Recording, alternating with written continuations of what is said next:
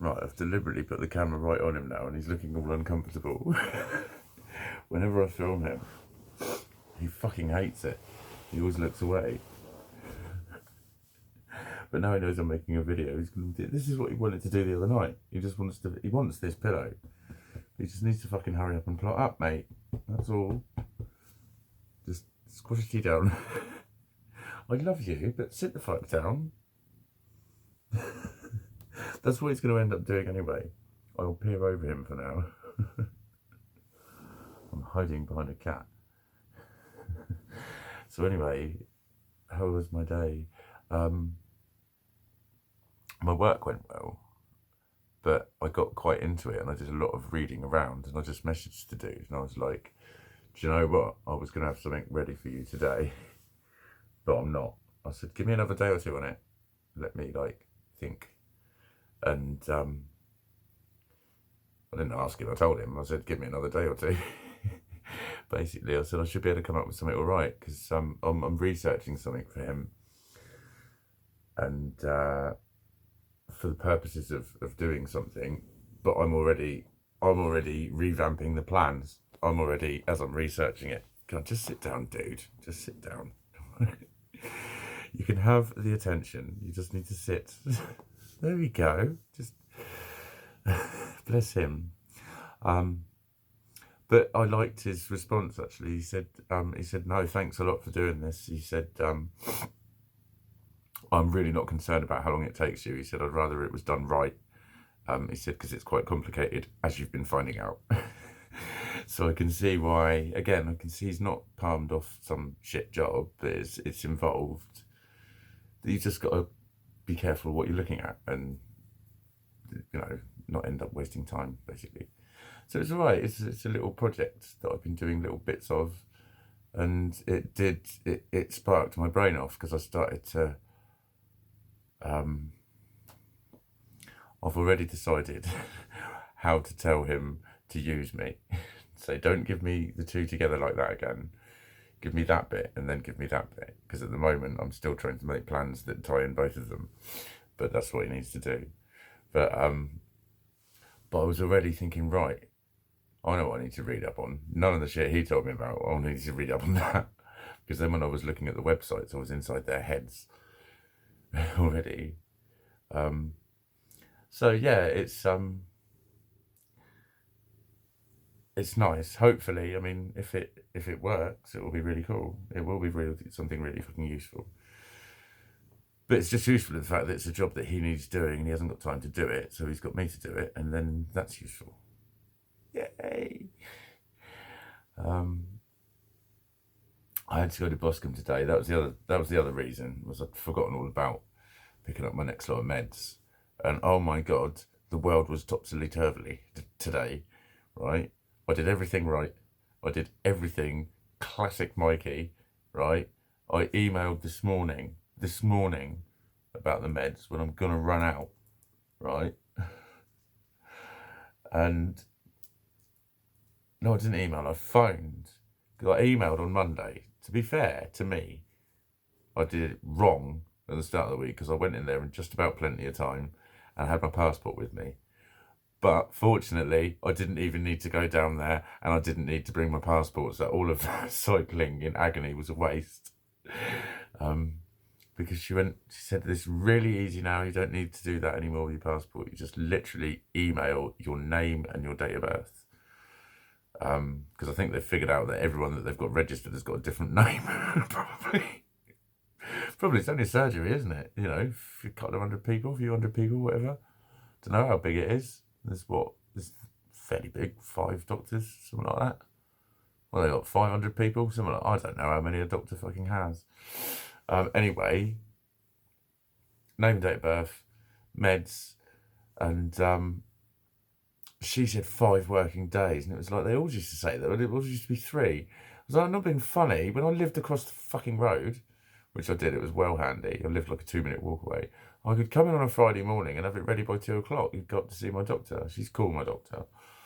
They just go and interrupt her and say, can you sign this? And she would. She's sound. But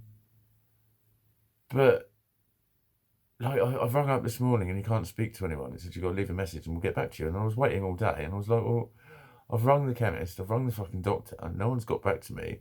It's like 3:30 now or something. So I had to cycle up there, fucking agony again. I really don't think my legs can get better. It is better. I'm building a little bit of muscle in it now, but the ankle, like tonight, is so fucking stiff, the one I injured. And that is just such a fucking step-by-step battle with fucking weariness and depression. You know? One of those things that people say, oh, you know, you've just got to accept it. You fucking try it. It's just, I know. Thank you for saying the most obvious fucking thing. That was really helpful. I know I've got to accept it. It's fucking hard when it hurts. And all the time you thought it was going to get better. I think that's the worst thing about it. That's the worst thing about it. Like, I knew, I've pretty much, to my left foot, I have done the 2 most serious fractures you can do, either side of my talus. There's the pilon fracture that I did last year is very rare, and the type C or class C that I did is even rarer. There was only 50 in the whole of the UK that were eligible. I was in a what's it called, clinical trial, and there was only 50 people eligible in the whole of the UK. Think how many people are crashing bikes. Hundreds and hundreds of people. We just crash bikes everywhere. That's all we do. Well, you know what I mean? You go into A&E on a Saturday morning and there's always a little fucking kid hopping with his dad because he's been out playing football and he's had his fucking legs done. So he's had his ankle probably. Anyway, it's, yeah, I was on the decks and it was starting to get really fucking painful. My back, my legs, my back, keeps it on just like that. But yeah, what was I was thinking? I was earlier, because I did my training as well. I did my meditation this morning. I did a little Qigong thing in the garden. Did a little live up on that. And I was thinking, what was it now? It's like a couple of months ago, wasn't it? Since, 2 months of these tablets I've been on now. And it was only like a week before I started taking them that I was too fucking scared to leave the house. I was sitting in here and I just kept having it. I don't think no, I have had them since, and I've had a couple since, I think. But not really that badly. Not like it was like Christmas and all of January, all of February. It was just every 2 or 3 weeks. I'd have 3 or 4 days of just knee-hugging bed wobblery. Knee-hugging bed wobblery. Pretty much it. It's like that.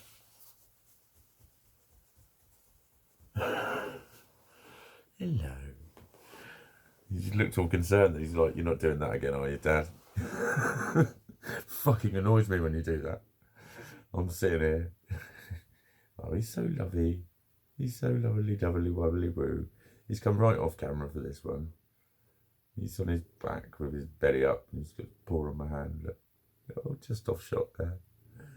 You don't like showing the boys and girls your paw, do you? Yeah. So yeah, dare I say it, I'm happy.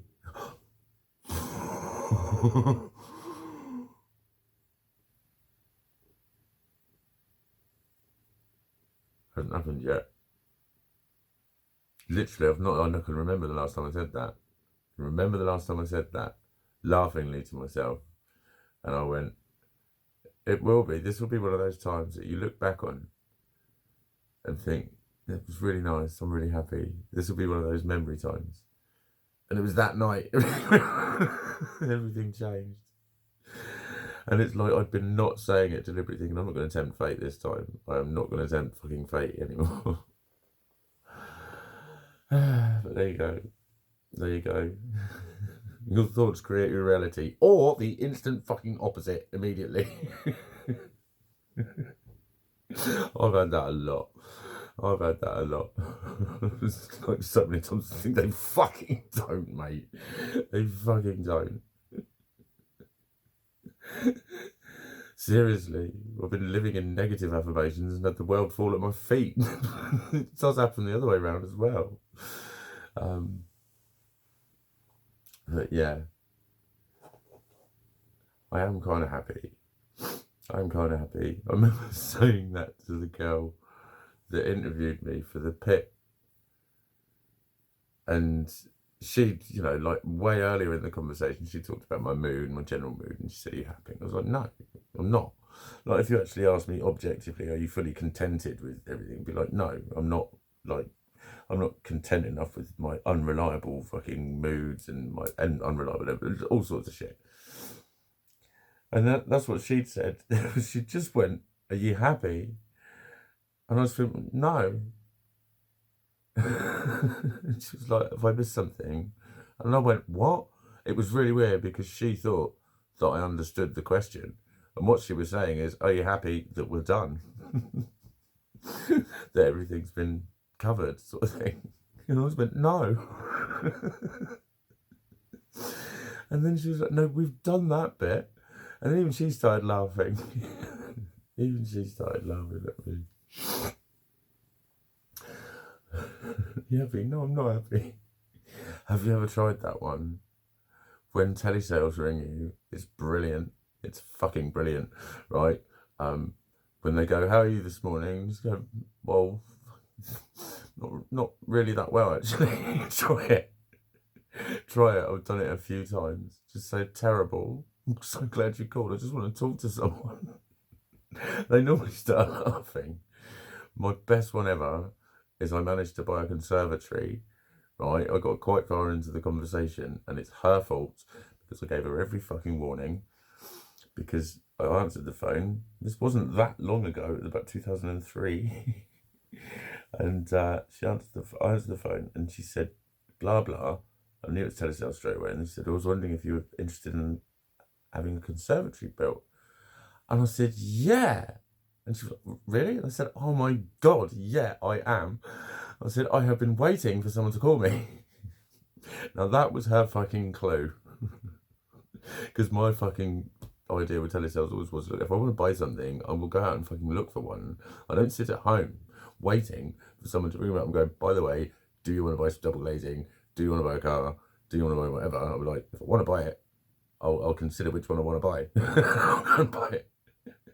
So that was her fucking warning. I said something utterly ridiculous and she missed it. So I ordered a 6 metre wide conservatory.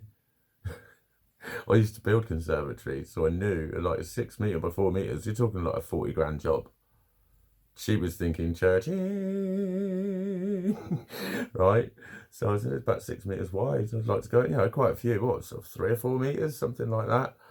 And all sorts of stuff. And then she just said, "Oh, well, she was arranging for the salesman to come round, and she was thinking, I've got a really big lead." And then she went, "And so what's your address?" And I went, "It's 23A. I said, "Sorry, did you say A?" I says, "Yeah." She went, "Was it a flat?" And I went, "Yeah." She went, "Well, ground floor flat?" I went, "No." She went, "It's a conservatory." I went, "I know." She went, "But it's a flat." And I said, "I know. What aren't you getting here?" She said, "You can't put a conservatory on a flat." And I said, "Well, can't you?"